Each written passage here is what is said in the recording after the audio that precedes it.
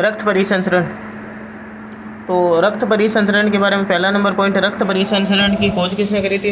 रक्त परिसंचरण की खोज 1628 में, रक्त परिसंचरण की खोज 1628 में विलियम हार्वे ने की थी तथा इसका अध्ययन एंजियोलॉजी कहलाता है। रक्त परिसंचरण की खोज किसने करी थी? विलियम हार्वे ने की थी तथा इसका अध्ययन क्या कहलाता है? एंजियोलॉजी कहलाता है।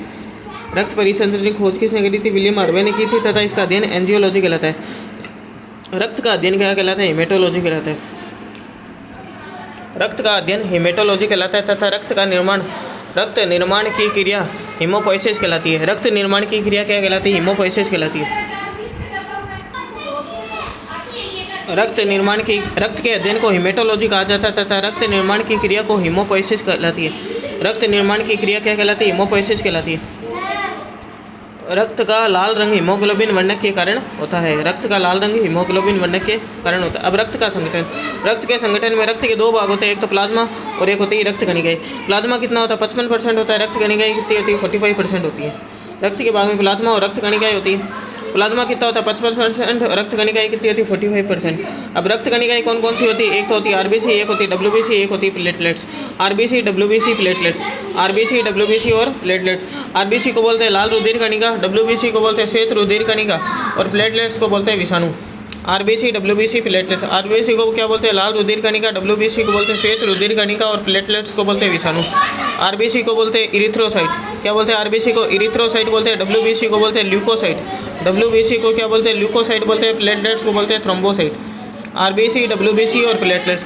आरबीसी को क्या बोलते हैं? इरिथ्रोसाइट बोलते हैं। डब्ल्यूबीसी को क्या बोलते हैं? ल्यूकोसाइट बोलते हैं। प्लेटलेट्स को क्या बोलते हैं? थ्रोम्बोसाइट बोलते हैं।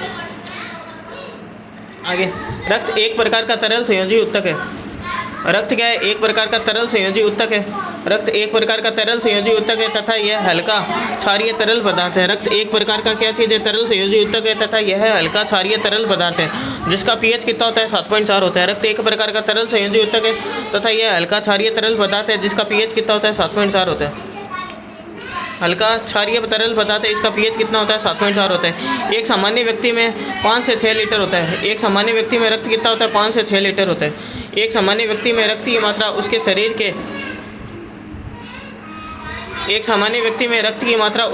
के कुल भार का कितना होता है? 7 से 8% होती है।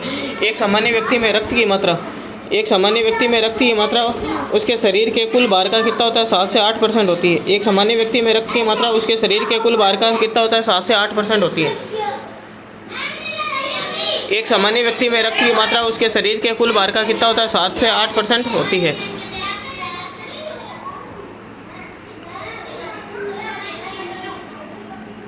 रक्त का निर्माण किसमें होता है? लाल अस्थि मज्जा में होता है तथा नवजात शिशुओं में रक्त का निर्माण किसमें होता है? प्लीहा में होता है।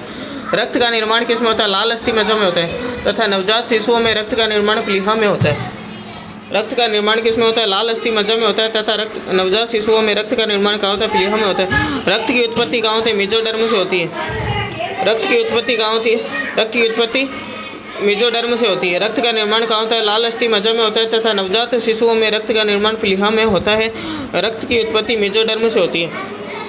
रक्त की उत्पत्ति किससे होती है? मेजोडर्म से होती है।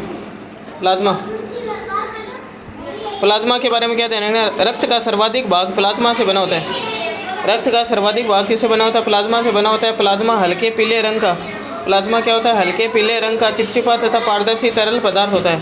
प्लाज्मा हल्के पीले रंग का चिपचिपा तथा पारदर्शी तरल पदार्थ होता है जिसमें लगभग 90% जल तथा 8% कार्बनिक व अकार्बनिक पदार्थ होते हैं। प्लाज्मा हल्के पीले रंग का चिपचिपा तथा पारदर्शी तरल पदार्थ होता है जिसमें लगभग 90% जल, 8% कार्बनिक व अकार्बनिक पदार्थ होते हैं। इसमें मिलने वाली प्रोटीन एंटीबॉडीज है। इसमें मिलने वाली प्रोटीन कौन सी है? एंटीबॉडीज है। रक्त का सर्वाधिक भाग प्लाज्मा से बना होता है।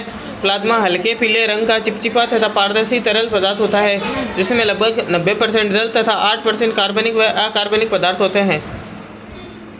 इसमें मिलने वाली प्रोटीन कौन सी होती है? एंटीबॉडीज है। प्लाज्मा में पाई जाने वाली प्रोटीन